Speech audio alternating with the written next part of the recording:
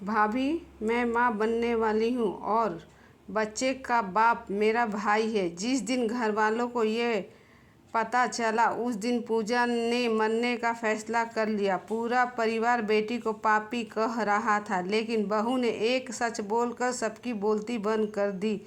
बरसात की काली रात थी, आसमान में बिजली चमक रही थी और पुराने से हवेली नुमा घर में अजीब सा सन्नाटा पसरा हुआ था। रसोई में खड़ी बहू सिया चुपचाप रोटियां सेक रही थी, लेकिन उसकी नज़र बार बार ऊपर वाली मंजिल की तरह जा रही थी। पिछले कई दिनों से उसकी कुंवारी ननद पूजा का व्यवहार बदला बदला था।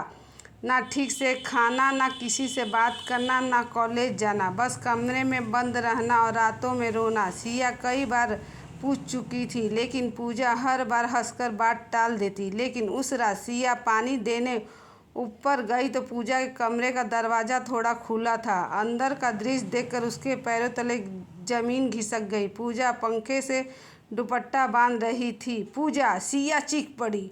वो दौड़कर पूजा को पकड़ लेती और पूजा जोर जोर से रोने लगी। मुझे मर जाने दो भाभी, मैं सबकी इज्जत मिट्टी में मिला चुकी हूँ, मैं जीने लायक नहीं हूँ। सिया के हाथ काँप रहे थे। क्या हुआ पूजा? साफ साफ बोलो। पूजा जमीन पर बैठ गई, उसका पूरा शरीर काँप रहा था। भाभी, मैं प्रेग्नेंट हूँ। सिया के कान सुन पड़ गए। ये सुनते ही कुछ पल के लिए सिया जैसे घूम गई। क्या?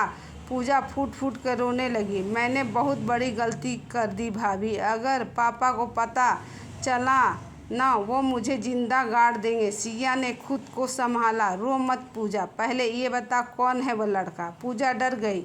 नहीं बता सकती, घर वाले मार डालेंगे उसे। पूजा सिया ने उसका चेहरा पकड़ लिया और बड़े ही प्यार से बोली, मरने से पहले एक बार अपनी भाभी पर भरोसा कर ले। पूजा रोते रोते बोली, भाभी, वो बुआ की जेठानी का बेटा है आदित्य। सिया एकदम चुप हो गई।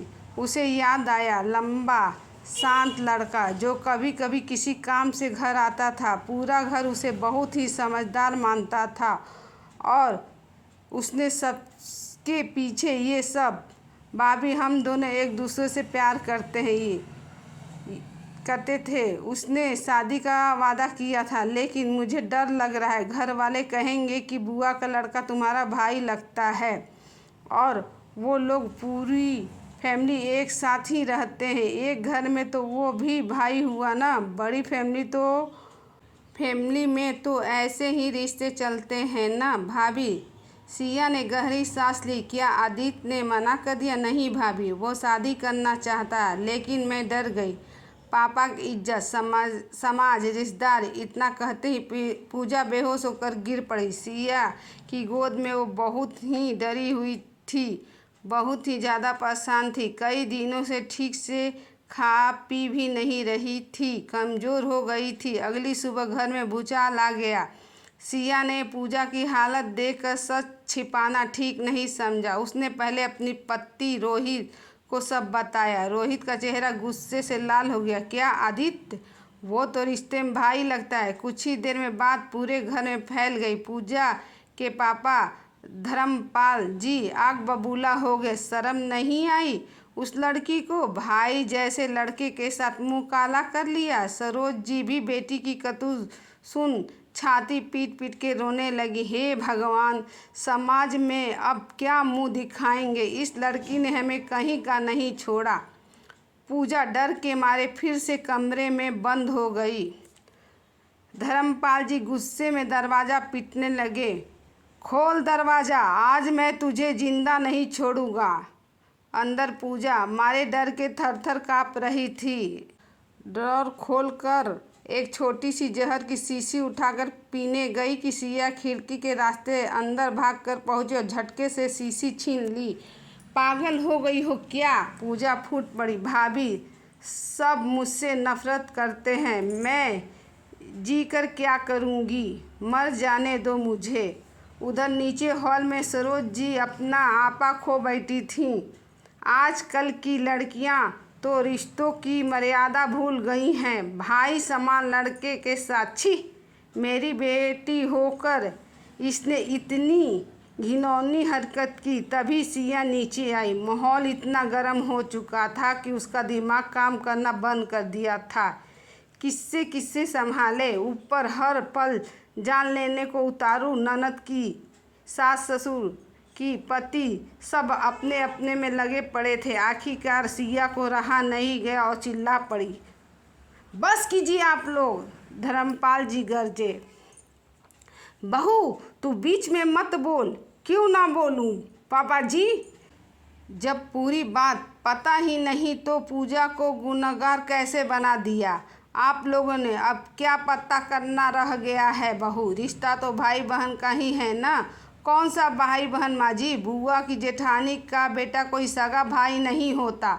अगर बुआ का बेटा होता तो भी समझ में आता, लेकिन जेठानी का बेटा, ना खून का रिश्ता ना गोत्र, एक ना परिवार, सीधा जुड़ा हुआ, सिर्फ दूर के जान पहचान वाले रिश्ते को भाई बना दिया गया। धर्मपाल जी चिल्लाए, लेकिन बहू समाज क्या कहेगा?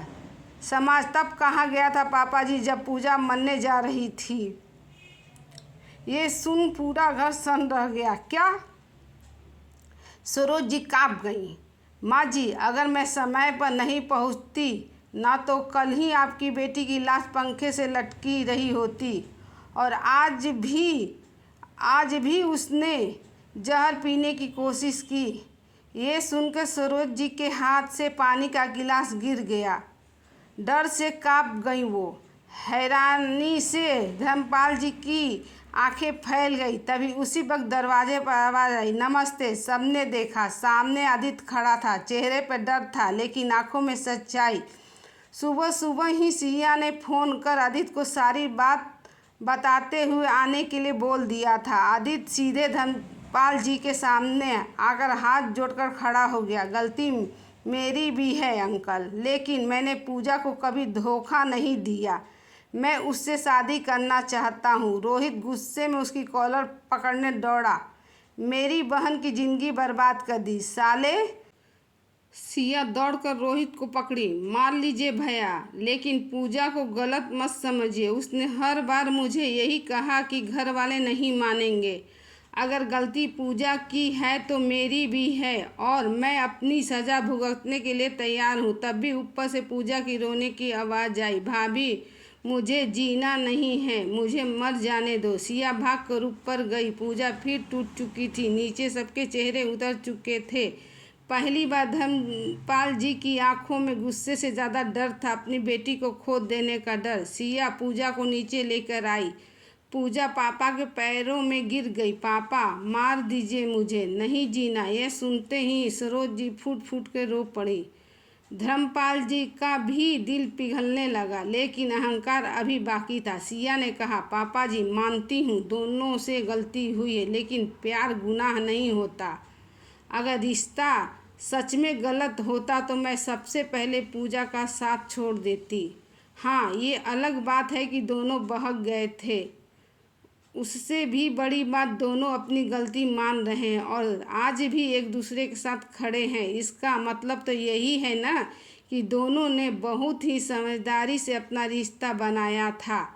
पापा जी, आज फैसला आपको करना है। आपको एक जिंदा बेटी चाहिए या जिंदा लाश? सब कुछ तो ठीक है। आदित्य अच्छा लड़का है। अगर वह गलत होता तो यहाँ आपके सामने कभी खड़ा नहीं होता। आज भी दोनों एक दूसरे के साथ रहना चाहते हैं।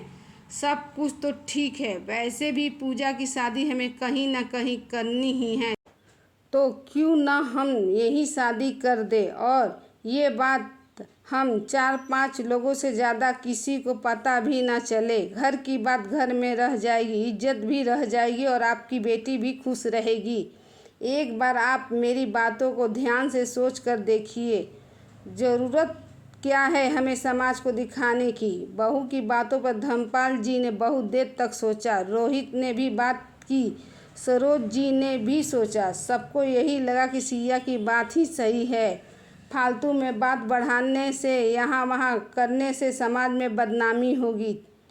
लोग 4 तरह की बातें बनाएंगे, जितने मुंह उतनी बातें होंगी। घर से बाहर निकलना मुश्किल हो जाएगा और पूरी ज़िंदगी के लिए जो हमारे घर पर एक धब्बा लगेगा वो अलग से। बेहतर तो यही है कि दोनों की शादी कर दे और ये बात यहीं पर दबा दे। काफ़ी सोच विचार कर धर्मपाल जी ने आदित्य को उसके घर भेज दिया, ये कहते हुए कि अपने पापा से बोलो शादी की तैयारी करें। और कुछ दिन बाद सादगी से पूजा आदित्य की शादी हो गई। लेकिन शादी वाले दिन सबसे ज़्यादा चर्चा दुल्हन या दूल्हे नहीं बल्कि दोनों परिवारों के बीच सिया की हो रही थी। हर कोई कह रहा था अगर सिया समझदारी ना दिखाती तो आज एक लड़की की जान चली जाती और पूरा परिवार बिखर जाता, समाज में बेइज्जती होती अलग से, और उस परिवार पर जन्मों जन्म के लिए कलंक भी लग जाता। विदाई के समय पूजा सिया से लिपटकर खूब रोई।